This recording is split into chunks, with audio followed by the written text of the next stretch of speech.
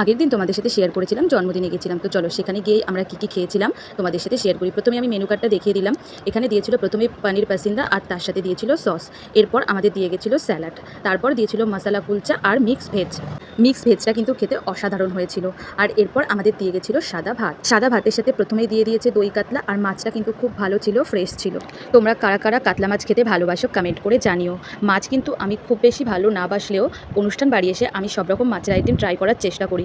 আর এখানে দিয়ে গেছিলো ভেটকি পাতুরি। ভেটকি মাছটাও খুব ভালো ছিল, তবে গ্রেভিটা কিন্তু একদম শুকনো ছিল। যাই হোক, গ্রেভিটা দিয়ে ভাতটা মেখে আমি মাছ দিয়ে খাওয়া শুরু করলাম। টেস্ট ভালো হয়েছিল, তবে গ্রেভিটা একদমই কিন্তু শুকিয়ে গেছিলো। আর এরপর এখানে দিয়ে গেছে মাটনটাও কিন্তু ভালো হয়েছিল। মাটনটা বেশ ওয়েল কুকড, ভালো সেদ্ধ হয়েছে। অনুষ্ঠান বাড়ির মাটনটা বরাবরই ভালো হয়, এই মাটন কষাটাও খুব ভালো হয়েছিল। আচ্ছা, তোমরা মাটন না চিকেন কোনটা খেতে বেশি ভালোবাসো কমেন্ট করে জানিও। এই যে মাটন দিয়ে খাওয়ার পর এখানে দিয়ে গেছিলো আমের চাটনি আর তার সাথে পাঁপড়, আর শেষ পাতে কিন্তু ছিল কেশর ভোগ। আমি এখানে চাটনি দিয়ে প্রথমে পাঁপড়টা খেয়ে নিলাম। আমার কিন্তু চাটনির সাথে পাঁপড় এইভাবে খেতে বেশ ভালো লাগে। আর শেষ পাতে ছিল কেশর ভোগ, এই মিষ্টিটাও কিন্তু খুব ভালো খেতে ছিল। এখান থেকে মিষ্টি খাওয়ার পর আমরা চলে গেছিলাম আইসক্রিমের কাউন্টারে। এখান থেকে আইসক্রিম আর তার সাথে একটা মিষ্টি পান নিয়ে নিয়েছিলাম। ব্যাস এই ছিল আমাদের খাওয়া দাওয়া। ভিডিওটা কেমন লাগলো জানিও।